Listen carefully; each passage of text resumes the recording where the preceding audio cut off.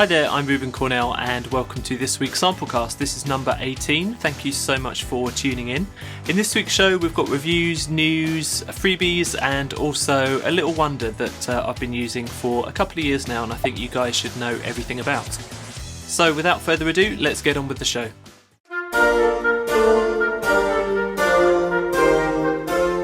Firstly, it's this week's roundup, and if you think that I've been off the radar for a couple of weeks, you'd be right.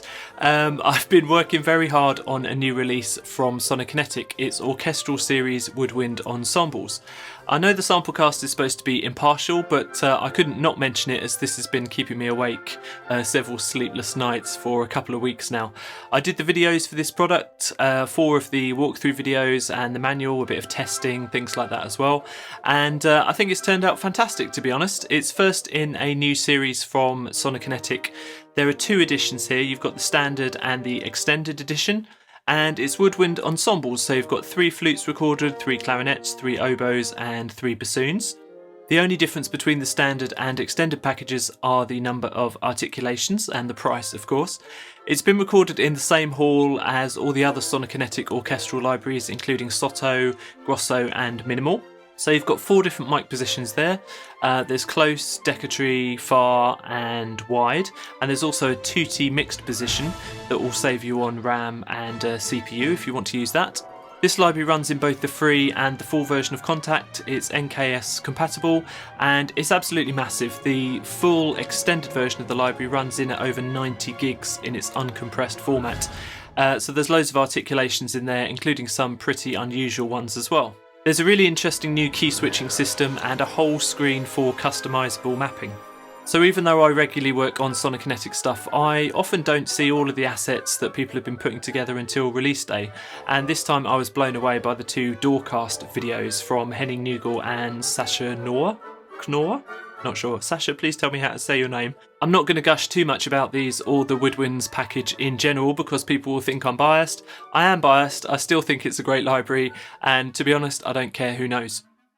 Samplephonics have got a new pack out, which is Cinematic Percussion. It's 1.3 gigabytes, is WAV files, Rex2 files and Apple loops, and there's also sampler patches there for Kontakt, Ableton and lots of other soft samplers. You've got 50 different construction kits here specifically designed for epic scoring. There's 250 loops and 150 one-shots as well. Also, you can have a look at the Samplephonics website. They've had a lot of packs out recently. Some of the best ones are Abstract Top Loops, Dusty House Grooves, Retro Sci-Fi and Liquid Drum and Bass. They do an awful lot of packs. There seem to be several out every week, and everyone has a free taster pack, so check out the website for details.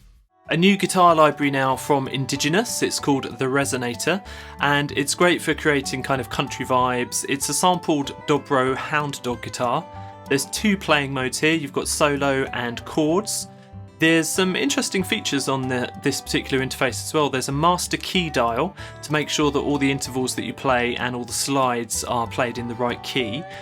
The articulations are controlled by key switch and velocity, and there's also vibrato and resonance controls. There's some great chord options on there, including auto arpeggios and customizable chords, and the demos sound pretty good, although I've not played with this library myself.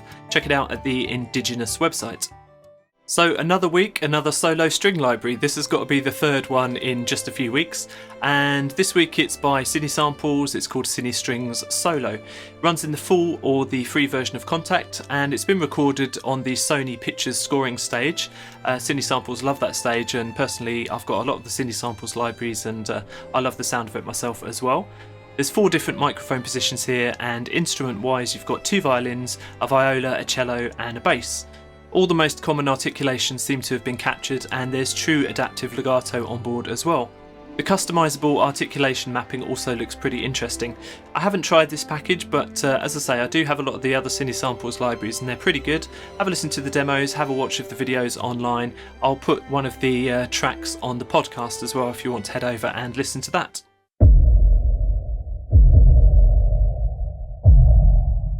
This is Free VST, your one-stop shop for Soundware online freebies, and I'm going to kick off with VST Off. I've been meaning to mention these two libraries for a little while now, but for some reason didn't get around to it. First off, it's Kick Angel, a collection of 59 kick samples, all wrapped up in a Kontakt engine to manipulate them in interesting ways. And secondly, C4 Drum Kit, which is a Kontakt drum kit created from samples taken from a Citroen C4. Bit of an unusual one, no idea why they've done that, but to be honest, I say why not. Have a look at the VST Off website. Next up, this should be useful for anyone who's interested in creating realistic scoring mock-ups. It's by Bela Media and it's called Scoring Noise. Now this is an absolute classic, it's almost 10 years old. The reason that I came across this is somebody was asking me where they could find the Cinesamples room tone, which I believe has been discontinued. It was a useful freebie, but this one seems even more comprehensive, to be honest. It's a Kontakt instrument just full of background scoring noises, such as stage sounds and creaking chairs, rustling papers, that kind of thing. All you have to do to get it is to subscribe to the Bela newsletter and they'll send you a download link straight away. I have to say there's a lot of freebies out there, but rarely does something really take my attention and blow me away. This one is the free riser sound effects sample pack from the Abletunes blog. To be honest, they could really be charging for this. It's a really good pack.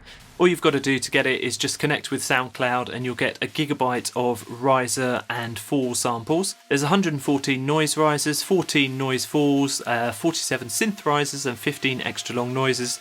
And as a bonus, there's 26 various kind of sound effects and impacts as well.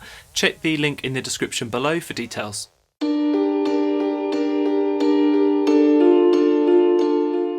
This week's big review is Music Box and Plucked Piano by Sonuscore. It's part of their Origins collection and this is volume 2. Runs in the full version of Kontakt and the sounds here are combining Music Box and a plucked piano.